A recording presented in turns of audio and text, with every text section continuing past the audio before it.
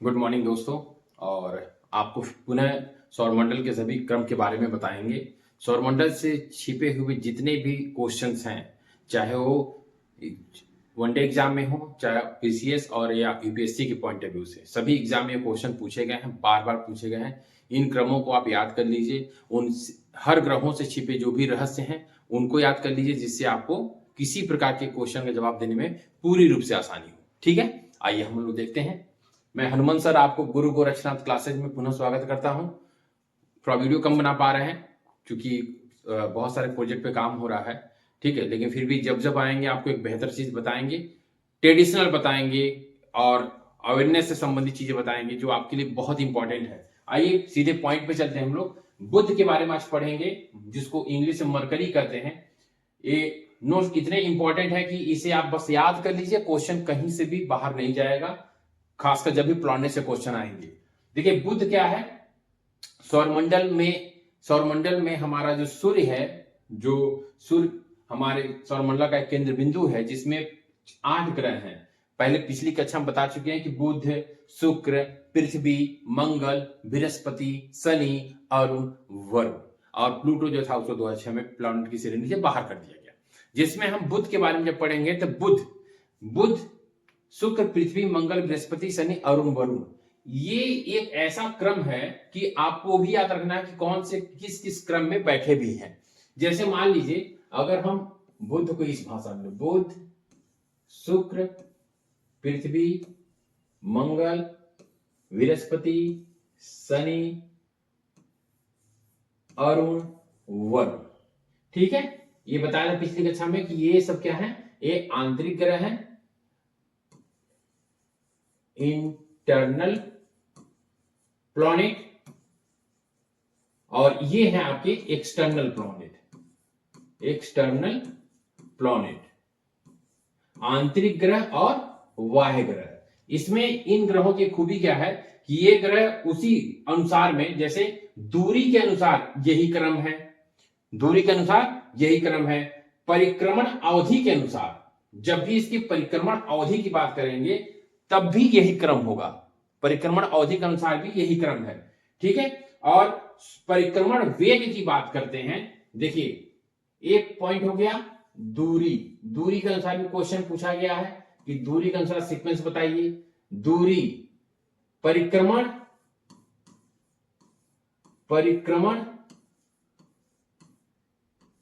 अवधि, ठीक है, परिक्रमण अवधि और परिक्रमण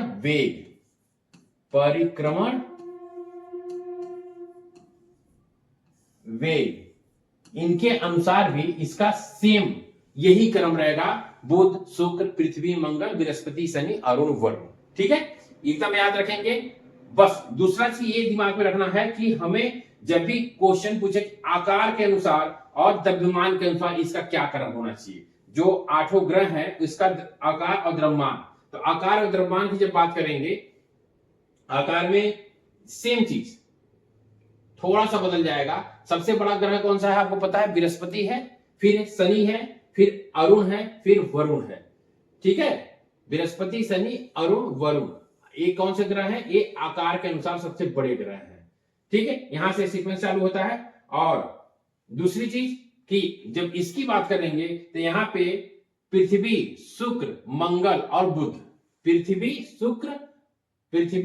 शुक्र, मंगल और बुध, यहां पे इन क्रमों को ध्यान रखना है, ठीक है। मतलब यहां पे आपको पृथ्वी, शुक्र, मंगल एवं बुध, ठीक है।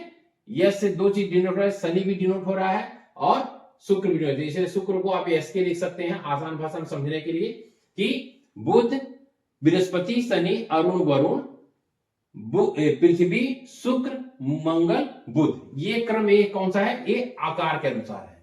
ये कौन सा क्रम है, आकार के अनुसार। याद रखिएगा, आकार में अगर पूछे तो क्रम बताना, सबसे बड़ा ग्रह बृहस्पति, इसके बाद शनि, इसके बाद अरुण, उसके बाद वरुण, पुनः पृथ्वी, शुक्र, मंगल और बुध। ये पीएसएलवी का नाम सुने हैं, इसे पीएसएमबी कर देंगे तो भी याद हो जाएगा, ठीक है। और दूसरी चीज, जब भी पूछे द्रव्यमान के अनुसार क्रम सेम रहेगा, क्रम सेम रहेगा, लेकिन एक चीज बदल जाएगा, क्या? ये यहां पे वरुण पहले आ जाएगा और अरुण बाद में आ जाएगा। ये कौन सा क्रम है? ये कौन सा क्रम है? द्रव्यमान। ये कौन सा क्रम है? द्रव्यमान के अनुसार। ठीक है, द्रव्यमान के अनुसार जब भी पूछे तो आप क्या बोलेंगे? बृहस्पति, शनि, वरुण, अरुण, पृथ्वी, शुक्र, मंगल, बुध। ये सीधे याद रहेगा। यहां एकदम ध्यान रखना है कि द्रव्यमान के अनुसार जब भी पूछे तो हमें बस वरुण और अरुण को आगे और पीछे कर देना है। ठीक है, द्रव्यमान में वरुण अधिक है, अरुण कम है, लेकिन सबसे अधिक क्या है? बृहस्पति, उसके बाद शुक्र, उसके बाद शनि, उसके बाद बृहस्पति, इसके बाद अरुण, फिर पृथ्वी, शुक्र, मंगल और बुध। ठीक है, एकदम याद रहेगा। ये चीज थोड़ा सा ध्यान रखना यार। एक बार और याद करें, दूरी के अनुसार जब भी पूछे, प्लैनेट जिस स्थिति में बैठे हुए हैं सौरमंडल में उसी स्थिति में बता देना है। परिक्रमण अवधि के बारे में जब भी पूछे तो परिक्रमण अवधि में भी सेम चीज यही कर देना है कि परिक्रमण अवधि में भी यही बता देना है कि हाँ, परिक्रमण अवधि में दूरी में क्या है। और परिक्रमण वेग के बारे में बात करें तो परिक्रमण वेग में सेम वही क्रम बोलेंगे, क्या? बुध, शुक्र, पृथ्वी, मंगल, बृहस्पति, शनि, अरुण, वरुण। एकदम याद रहेगा। सेम दूसरी चीज में जब पूछे कि आकार के अनुसार तो आकार में बृहस्पति, शनि, अरुण, वरुण सबसे पहले जो एक्सटर्नल प्लैनेट है बायोग्रह वो पहले आ जाएंगे। बृहस्पति, शनि, अरुण, वरुण ये आकार में सबसे बड़े हैं। उसके बाद 4 अन्य ग्रह कौन कौन से हैं? पृथ्वी, शुक्र, मंगल, बुध। लेकिन जब पूछे द्रव्यमान में तो द्रव्यमान में थोड़ा अंतर कर देना है अरुण और वरुण का। यहाँ पे द्रव्यमान में वरुण का द्रव्यमान अरुण से ज्यादा है, इसलिए बृहस्पति, शुक्र, वरुण, अरुण, पृथ्वी, शुक्र, मंगल और बुध। शनि हो गया ना, शनि, बृहस्पति, शनि, ऐसे करके आप कर लेंगे। ठीक है, अब आगे हम पढ़ते पड़े बुध के बारे में। बुध के बारे में पूरा तथ्य रहेगा, यहां से बाहर कहीं क्वेश्चन नहीं पूछा जाता है। बस कभी कोई हमारे वहां से सैटेलाइट चला गया, कभी कोई इनोवेशन हो गया तो वो उसकी जानकारी इसमें इनबिल्ट कर दी जाएगी आगे वाले क्लास में। ठीक है ना, अब इसको हटा देते हैं। अब आइए, अब देखिए बुध, जिसे मरकरी के नाम से जाना जाता है। बुध ग्रह का एक दिन पृथ्वी के 59 दिन के बराबर होता है। कितने दिन के बराबर होता है?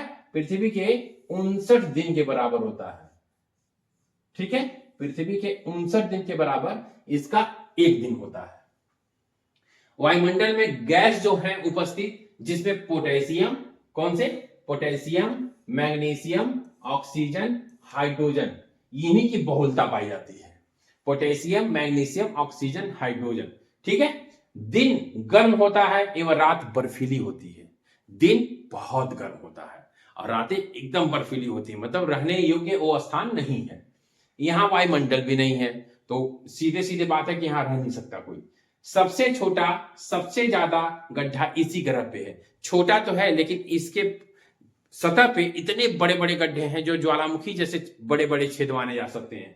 हो सकता है मेरियाना गर्त से भी बड़े बड़े गड्ढे हों, जिसकी पुष्टि अभी नहीं हो पाई है। बस ये पुष्टि हो पाई है कि सबसे बड़े गड्ढे कहां हैं? बुध पे। ठीक है, सूर्य का चक्कर कितने दिनों में लगाता है? 88 दिनों में। सूर्य का चक्कर कितने दिनों में लगाएगा? 88 दिनों में। ठीक है, सूर्योदय 180 दिन में होता है। सूर्य का चक्कर 88 दिन में लगाता है और सूर्योदय 180 दिन में होता है। ये क्वेश्चन बार बार पूछा गया है वनडे एग्जाम में, ध्यान रखिएगा। ठीक है, दैनिक तापांतर इसका सबसे अधिक है। 610 डिग्री सेंटीग्रेड का दैनिक तापांतर है। मतलब रातें कितनी बर्फीली होती होंगी और दिन कितना गर्म होता होगा, इसका अनुमान लगाना थोड़ा कठिन है। दैनिक तापांतर की बात करें तो दैनिक तापांतर यहाँ पे सबसे अधिक पाया जाता है। 610 डिग्री सेंटीग्रेड का दैनिक तापांतर है यहाँ पे। ठीक है, सूर्य का चक्कर 88 दिन में लगाता है और सूर्योदय 180 दिन में होता है। ठीक है, कृत्रिम उपग्रह की बात करें तो कृत्रिम उपग्रह हैं जो वहां पे गए हुए हैं, जो उसकी वृत्ताकार कक्ष में चक्कर लगा रहे हैं। एक है मैरिनर, क्वेश्चन पूछा गया है एग्जाम में, पीसीएस में पूछा गया है। और मैसेंजर तो आप जानते ही हैं, एक मैरिनर 10 है और मैसेंजर, ये दोनों कृत्रिम उपग्रह हैं बुध के, जो वहां पे स्थापित हैं। उसके बारे में समय समय पे नॉलेज देते रहते हैं। सूर्य से दूरी की बात करेंगे तो सूर्य से दूरी है 5709 मिलियन किलोमीटर, 5709 मिलियन किलोमीटर, ये इसकी दूरी है। ठीक है, मिलियन याद रखिएगा, 5709 मिलियन किलोमीटर इसकी दूरी है सूर्य से। सूर्य से नजदीक होने के कारण भी ये कम चमकता है, सूर्य से नजदीक होने के कारण भी ये कम चमकता है। इसके पीछे कारण क्या है? जैसे हमारी पृथ्वी ज्यादा चमकती है सूर्य बुध की तुलना में, लेकिन चमकती क्यों है? इसका एक पॉइंट है जिसको साइंस की भाषा में एल्बिडो कहा जाता है। क्या कहा जाता है? इसका 4879 किलोमीटर है। कितना है? 4879 किलोमीटर इसका व्यास है। ठीक है, याद रखिएगा, व्यास 4879 किलोमीटर है। इधर आ जाते हैं, इसकी कैलोरीज घाटी, बार बार क्वेश्चन पूछा है एग्जाम में कि कैलोरीज घाटी क्या है। इसकी कैलोरीज घाटी जो है व्यास 13,000 किलोमीटर, जो चंद्रमा की मारिया घाटी के जैसी है। ठीक है, एक कैलोरीज घाटी याद रखिएगा, बार बार कैलोरीज घाटी किस ग्रह पे है? तो कौन सा ग्रह पे है? बुध या मरकरी पे है। ठीक है, और चंद्रमा पे कौन सी घाटी है? मारिया घाटी। चंद्रमा किसका उपग्रह है? पृथ्वी का। ठीक है, बुध के कृत्रिम उपग्रह का क्या नाम है? मैरिनर 10 और मॉरी मैसेंजर। अपने अक्ष पर झुकाव सबसे कम है इस ग्रह का। ठीक है, अन्य की तुलना में सबसे कम झुकाव है। और मारिया घाटी चंद्रमा की याद रखिएगा, सूर्य यहां से 3 गुना बड़ा दिखाई देता है। सूर्य यहां से कितना बड़ा दिखाई देता है? 3 गुना। मतलब जितना हम सूर्य को जिस आकार में देखते हैं उसकी तुलना में पृथ्वी बुध पे अगर जाते हैं तो वहां से वो 3 गुना बड़ा दिखाई देता है। सूर्योदय 180 दिन में होता है। ठीक है, सूर्योदय 180 दिन में होता है। सूर्यास्त या सूर्योदय के बाद नग्न आंखों से इसे देखा जा सकता है। कब? जब सूर्यास्त हो। ठीक है, जब सूर्य हमारी पृथ्वी पे डूबता है उस समय हमको बुध दिखाई देता है। जब सूर्योदय होता है तो उस समय हमें बुध दिखाई देता है सूर्य के बगल में। सूर्यास्त और सूर्योदय के बाद नग्न आंखों से इसे देखा जा सकता है। किस आंखों से देखा? नग्न आंखों से इसे देखा जा सकता है।